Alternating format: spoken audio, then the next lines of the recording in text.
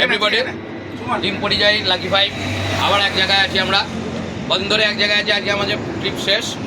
আমরা সকাল সকাল পুরী থেকে বেরিয়ে উৎপলদার মামাবাড়ি একটু বালেশ্বর ভিজিট করেছি। আমরা এখানে টিফিন করেছি, এখন আমাদের লাঞ্চের পালা।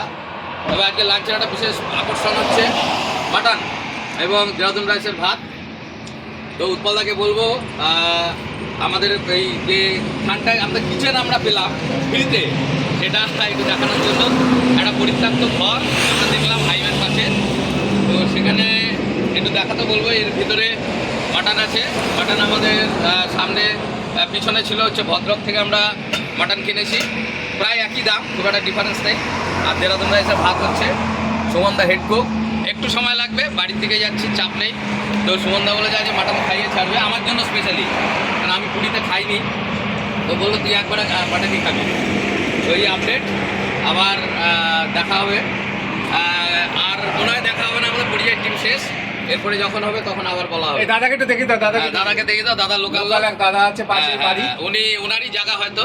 তো ভাষার একটু সমস্যা হচ্ছে, তা উনি কিছুটা বোঝাতে পেরেছে। ঠিক আছে, পরে দেখা হবে।